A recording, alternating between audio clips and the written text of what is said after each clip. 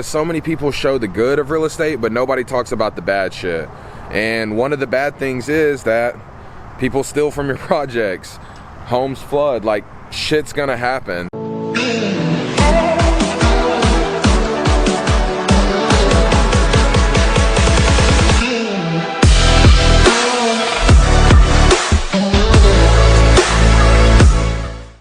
Alright, what's up guys? Welcome back to the video. Today, not as exciting, especially for me. Today is what I like to call a damage control day. So if you guys didn't know, Houston froze for the last week basically. Like, some people are still without power. With that comes problems, especially when you're flipping houses.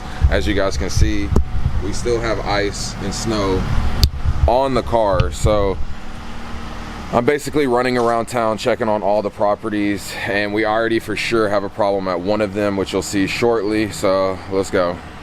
All right guys, so first stop is the Fifth Ward projects. As you can see, we have no windows here, but we have windows here. And if you're wondering why, it's because we're in a gentrifying area and somebody actually stole 5 windows from us. So they weren't boarded up around it correctly. They literally just came in and cut out the windows. And so I'm showing you guys this stuff. Like I said, today is damage control day. It's because so many people show the good of real estate, but nobody talks about the bad shit.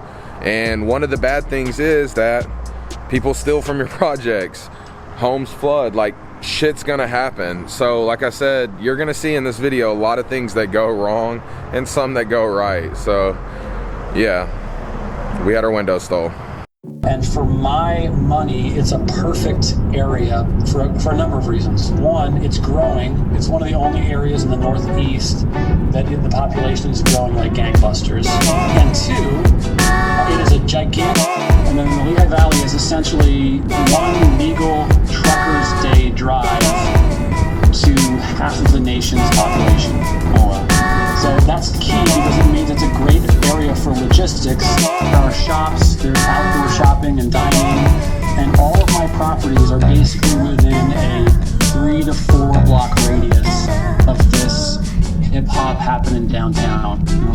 So what I'm talking about happened with this as a context. I don't think it would work.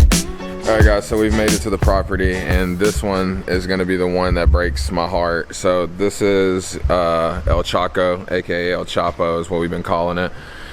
This is the property that was the hotel deal. We were actually supposed to close on Wednesday due to the snowstorm that did not happen, and because of that everything froze. My plumber or my contractor came to winterize the house, but he didn't turn the water off. As you can imagine, Houston is not built for these type of temperatures, so the pipes burst. So let's go take a look and see what it looks like on the inside.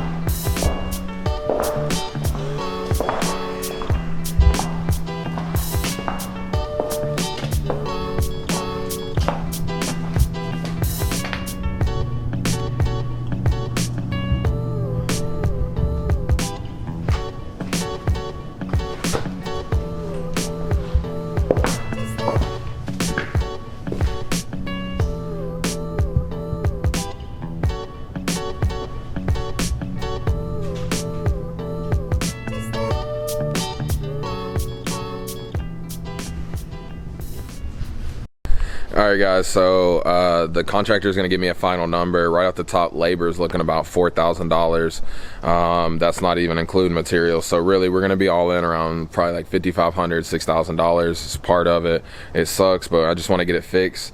I have a plumber coming by later. I tried to hawk down the plumber across the street. He's busy. Same thing, because a lot of people still don't even just have water, and since the house is vacant, nobody's really worried about me. They're worried about taking care of other people, which I totally understand. I just need to be a priority, because when all this is over, guys, like, we're flipping so many houses, it's going to be consistent work for somebody. But the problem seems to be that there's no materials even around. So like, finding materials seems to be a problem. But this just shows, guys, why like it pays to be a tradesman, right? Like tradespeople are going to be eating this week, and they're going to make more money than most people make working their 9-to-5 jobs. So don't shit on trades, guys. Like I honestly wish that's something that I would have done instead of going to college, but it's neither here nor there. But you know, it's just problems that we got to solve. It's only going to be a dollar amount, and like my favorite vlogger says, there's nothing that can't be solved with a whole lot of money and a positive attitude. So that's what I'm going to try to have right now, and we're just going to hope and pray that the other 3 properties that we're going to go check on have no issues as well. So let's go do that. One of my tenants did, which by the way is how you revive someone from a heroin overdose, is naloxone or Narcan. And I'll throw this out there too. If you were just doing side work, like you hired a kid, a high school kid, to clean out your gutters or something like that, and that kid falls off a ladder, it's so important that I actually wrote a song that I'm going to play for you to drive this point home for all of your investors. Without growing personally, and increasing my own skills. I just want it over and done with. And the answer is you should invest in a REIT, or you should be a limited partner. Flow at the 2% rule, but it has to be in the best school district, and I really want to view. But my mom's all right, guys. So now we're here. Next stop of the day. This is a house we're actually picking up. We're going to close in another week. The water's been off, but I just wanted to check on it. This is a property that we're actually just going to close on and just throw it right back on the MLS. We got it for like $65,000. We're going to try to sell it for like 80, 90, just make a quick flip. But I'll give you guys a quick walkthrough. Not a lot to see, but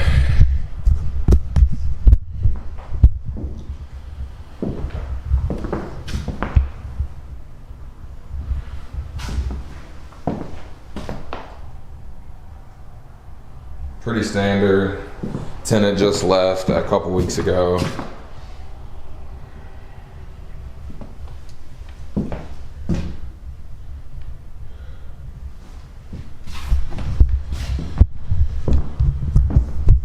So nothing crazy, like I said.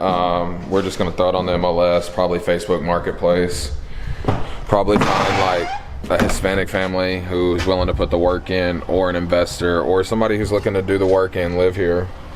Regardless though, she didn't flood, so that's a plus.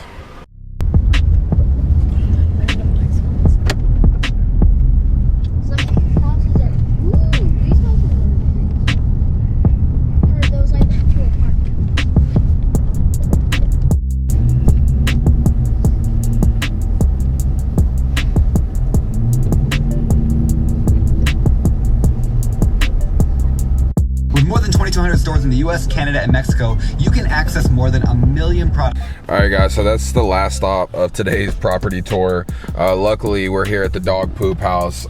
It smells so bad in there. Luckily, the cold has helped a little bit, but basically the neighbor saw water coming out of the garage, and we came here the other day to winterize it. However, before we left, we forgot to turn the water off. Luckily, the neighbor turned it off for us, and the flooding or issue looks like it's coming from the hot water heater, so it didn't really cause a lot of damage.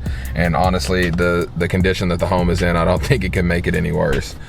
But that's going to be the last stop of the day. I hope you guys enjoyed this video. Like I said, I just wanted to show you guys another side of, it's not always unicorns, rainbows, and glorious big checks. You have shit that goes wrong all the time.